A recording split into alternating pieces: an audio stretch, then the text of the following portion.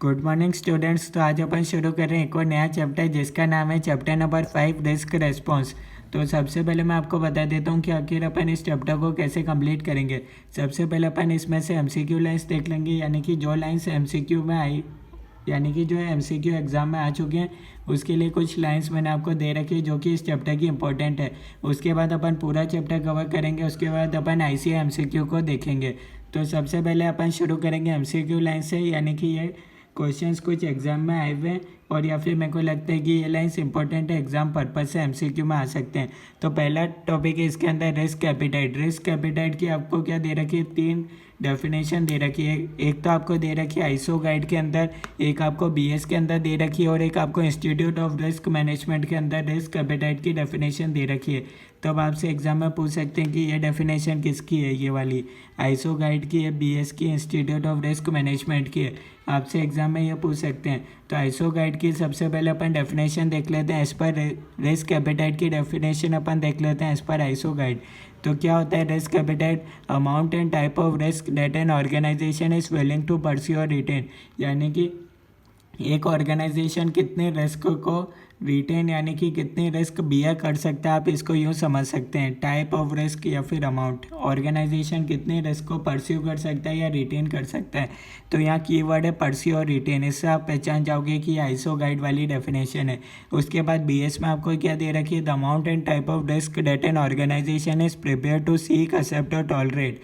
बात तो एक ही है पर इसमें कीवर्ड्स क्या है, सीक, एक्सेप्ट और टॉलरेट, यानी कि एक ऑर्गेनाइजेशन रिस्क को कितना एक्सेप्ट कर सकता है, कितना टॉलरेट कर सकता है, कितना उसको एक्सेप्ट कर सकता है, आप इसको यूँ समझ सकते हो। ठीक है, तो यहाँ कीवर्ड्स है सीक, एक्सेप्ट और टॉलरेट। तो आपको पता चल जाएगा अगर ये कीवर्ड्स आपको एग्जाम में आए तो आप ये ऑप्शन चूज़ कर सकते हो। ये बीएस वाली डेफिनेशन है।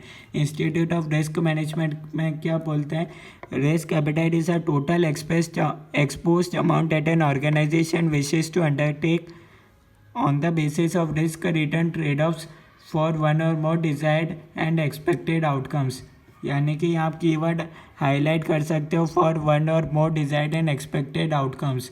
अगर ये कीवर्ड आपको क्वेश्चन में दिखाई दे तो आप टेक कर सकते हैं इंस्टीट्यूट ऑफ रिस्क मैनेजमेंट वाली डेफिनेशन है। उसके बाद अपन आ जाते हैं नेक्स्ट पॉइंट पर, रिस्क टॉलरेंस। रिस्क टॉलरेंस में भी आपको 3 तरीके से डेफिनेशन दे रखी है इस पर आईसो गाइड, बीएस और इंस्टीट्यूट ऑफ रिस्क मैनेजमेंट।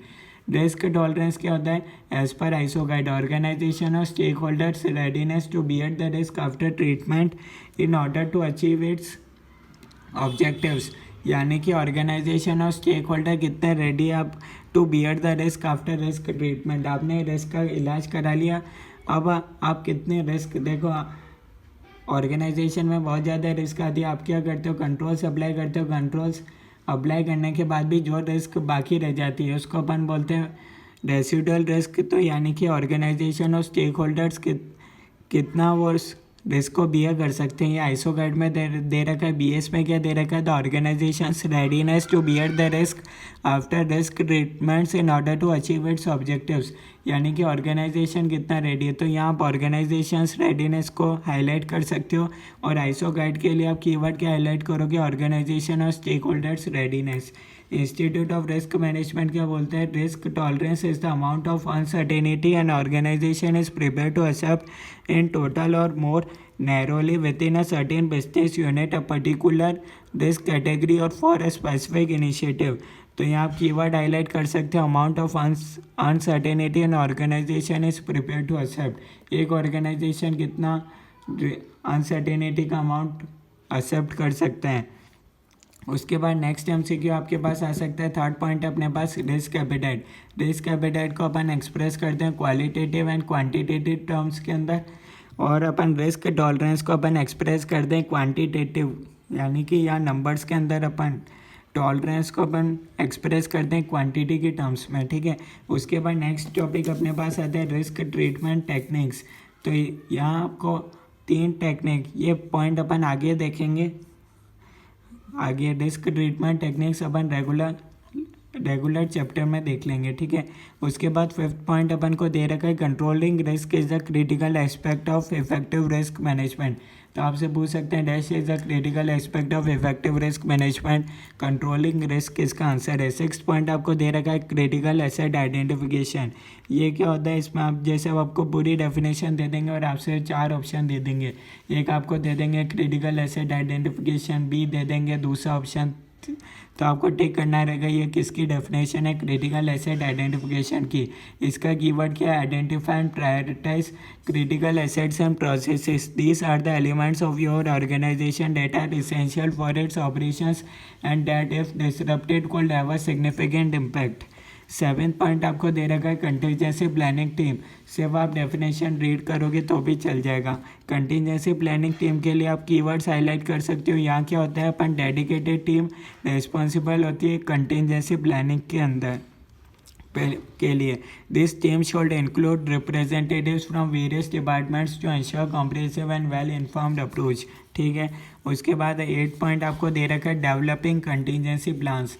अब ये आपको दे सकते हैं, ये कौन सा, मतलब ये 2 लाइन दे देंगे, आपको दे देंगे 4 ऑप्शंस में से ये किसकी डेफिनेशन है। डेवलपिंग कंटीजेंसी प्लान्स की क्या है, ये अपन डेवलप करते हैं कंटीजेंसी प्लान्स फॉर एवरी, जो भी अपन रिकॉग्नाइज कर चुके हैं रिस्क उसके लिए। These plans must detail precise steps to be executed in reaction to various potential scenarios.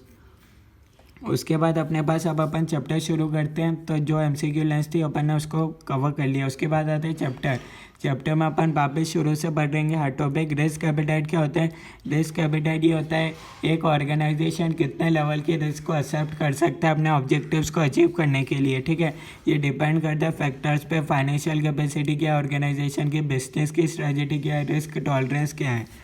ठीक है, रिस्क टॉलरेंस क्या था, bear the risk after risk treatment. अपन ने रिस्क का ट्रीटमेंट कर दिया, अब अपन कितने रिस्क को बियर कर सकते हैं, यानी कि रेसिडुअल रिस्क। उसके बाद अपने पास आता है दोनों के अंदर डिफरेंस, ये भी MCQ पॉइंट ऑफ व्यू से इंपॉर्टेंट है। रिस्क एपेटाइट क्या होता है, level of risk an organisation is willing to take to achieve its objectives goals. Risk tolerance होता है the amount of risk an organisation is able to withstand after mitigation measures. अपन ने mitigation, अपन ने controls apply करे, उसके बाद जो risk रह गई अपन कितने अमाउंट के रिस्क को बियर कर सकते हैं। ठीक है, रिस्क एपेटाइट क्या है, लॉन्ग टर्म है। Risk tolerance can change over time, ये MCQ में आ सकता है। Risk apatite qualitative and quantitative दोनों है, रिस्क टॉलरेंस सिर्फ क्वांटिटेटिव है, ये MCQ में आ सकता है।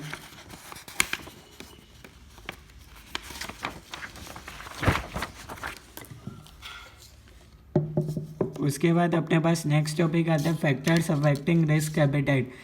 4 फैक्टर्स दे रखे हैं, इसमें से भी MCQ आए हुए। कौन कौन से फैक्टर्स है, नेचर ऑफ इंडस्ट्री, यानी कि जो फैक्टर्स अफेक्ट करते हैं रिस्क एपेटाइट को, यानी कि बैंकिंग फर्म्स में हाई रिस्क होगी, then stable industries, stage of company, ये भी डिपेंड करता है कंपनी कौन से स्टेज में, स्टार्टअप में ज़्यादा रिस्क होगी, then establish firms, business objectives.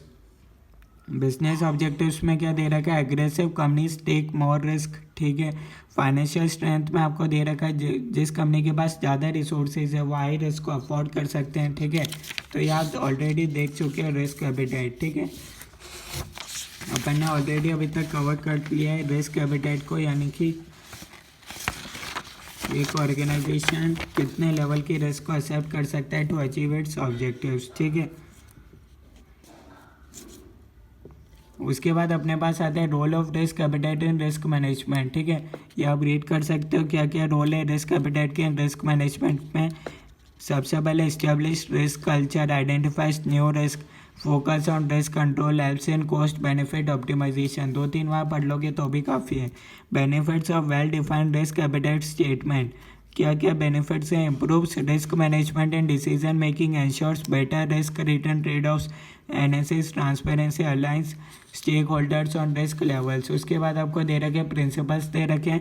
पहला क्या, align with organisational strategy, engage key stakeholders, board, senior management, consider risk capacity and financial constants, should be approved by board and regular review होना चाहिए, use common language for better understanding. ठीक है, conclusion दे रखा है। फिर risk appetite क्या है, subjective and varies between organisations. ठीक है, हर ऑर्गेनाइजेशन के लिए वेरी करेगा, अपन कोई कॉमन ही लिख सकते कि इतने। It must align with business goals and external factors. ठीक है, बिजनेस के गोल्स से मैच होती हुई होनी चाहिए organisation should regular review and update. ठीक है, रिस्क ट्रीटमेंट टेक्निक्स की अगेन इंपॉर्टेंट टॉपिक है। इसमें आपको दे रखा है 4 टेक्निक दे रखा है। पहला टॉलरेट यानी कि accept the risk, used when risk are minor और अनअवॉइडेबल। अगर आपके बिजनेस के अंदर रिस्क माइनर लेवल की है या फिर अनअवॉइडेबल है तो आप क्या कर सकते हो, उसको टॉलरेट यानी कि एक्सेप्ट कर सकते हो रिस्क को। और क्या कर सकते हो, साथ में आप बना सकते हो contingency plan is often prepared in a contingency plan is often prepared in case of एक्सकेलेशन। अगर कोई दिक्कत हो गई तो अपने पास एक कंटीजेंसी प्लान होना चाहिए। सेकंड पॉइंट दे रखा है ट्रांसफर शिफ्ट द रिस्क। अगर आप बियर नहीं कर सकते तो आप शिफ्ट कर दो by taking insurance common for financial and operational risk. ये आपसे पूछ सकते हैं इंश्योरेंस कंपनी से कौन सा पॉइंट आएगा, ट्रांसफर शिफ्ट द रिस्क। उसके बाद दे रखा some risk like reputational risk can not be fully transferred. कुछ रिस्क अपन फुली ट्रांसफ़र नहीं कर सकते। उसके बाद नेक्स्ट थर्ड टाइप दे रखा, थर्ड टेक्निक दे रखा terminate eliminate the risk used when cost of managing a risk outweighs the benefits. यानी कि कॉस्ट ही बहुत ज़्यादा है देन बेनिफिट्स, तो आप क्या कर दो उस टर्मिनेट। जैसे कि एग्जांपल आपको दे रखा है cancelling a risky project to avoid excessive legal cost. अब कोई प्रोजेक्ट आपके ऑर्गेनाइजेशन में बहुत ज़्यादा रिस्क है, अगर आपने सही से नहीं किया तो बहुत ज़्यादा लीगल कॉस्ट आएगी, तो आप क्या करो, ऐसे रिस्की प्रोजेक्ट को करो ही मत।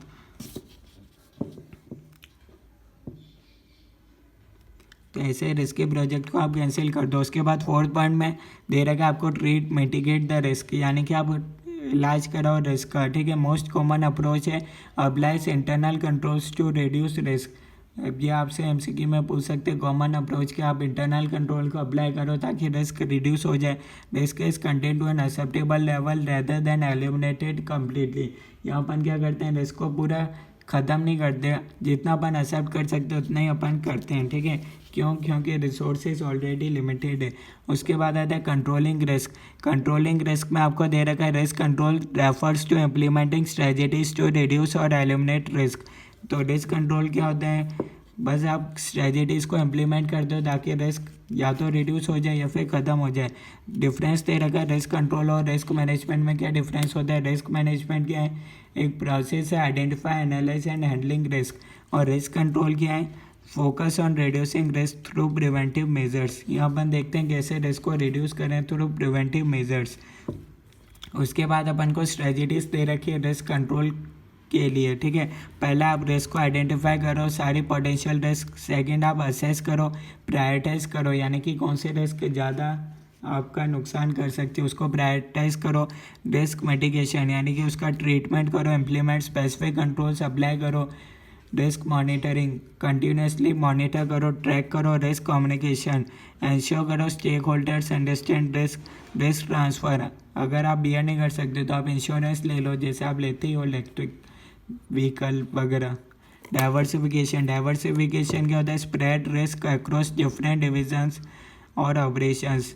Scenario planning, prepare for worst case scenario, worst case situations. तो ये आपसे कुछ लाइन दे देंगे, फिर आपसे बोल देंगे ये कौन सी स्ट्रेटजी है। ठीक है, तो आपको ये कीवर्ड ध्यान रखने हैं, ये कौन सा स्ट्रेटजी का पार्ट है, आपसे पूछ सकते हैं। Prepare for worst case situations किस में आएगा, diversification, continuous improvement, scenario planning, crisis management. तो आपको करेक्ट आंसर टिक करना है सिनेरियो प्लानिंग। कंटिन्यूस इंप्रूवमेंट होता है regular update risk management plans. Crisis management क्या होता है, इमरजेंसी सिचुएशंस के लिए भी आपके पास प्लान होना चाहिए। उसके बाद अपने पास आता है कंटिजेंसी प्लानिंग। कंटिजेंसी प्लानिंग क्या होता है, अगर कंटिजेंसी होता है मे और may not happen in future, यानी कि कोई ऐसी रिस्क है जो हो भी सकती है फ्यूचर में, अराइज हो भी सकती है या भी नहीं भी हो सकती, तो आप उसके लिए पहले से अल्टरनेटिव प्लान बना के रखते हो। ठीक है, ताकि ऑर्गेनाइजेशन रेस्पॉन्ड कर सके, ताकि कभी कोई अनएक्सपेक्टेड डिसरप्शंस, कोई अनएक्सपेक्टेड हो गया तो आप उसके लिए पहले से ही प्रिपेयर हो। ठीक है, अब इसके लिए आपको स्टेप्स दे रखिए, risk identification and assessment. Already आपसे कैसे हमसे क्यों पूछेंगे वो मैंने आपको बता दिया। आपसे ये लाइन दे देंगे, बोल देंगे ये किसका पार्ट है। रिस्क आइडेंटिफिकेशन एंड असेसमेंट क्या होता है, आइडेंटिफाई रिस्क करो that could disrupt operation. Second, identify critical assets, यानी कि प्रायोरिटाइज करो कौन से बिजनेस के रिसोर्सेज इंपॉर्टेंट है, यानी कि एक बिजनेस के अंदर 10 मशीन है तो कौन से बिजनेस सबसे ज़्यादा वैल्यूएबल है तो आप उसका ज़्यादा सेफ रहे वो मशीन, ऐसा करोगे। थर्ड है impact analysis, evaluate financial and operational consequences. अगर वो रिस्क आपने रिड्यूस नहीं करी तो क्या होगा। Risk mitigation, implement preventive measures. आप पहले से प्रिवेंटिव मेजर्स अप्लाई करो, जैसे कि कैमरा लगाओ ताकि कोई चोरी नहीं हो, ठीक है। फिफ्थ पॉइंट दे रखा है establish contingency teams, assign response teams, develop response plans, detail action steps for different scenarios.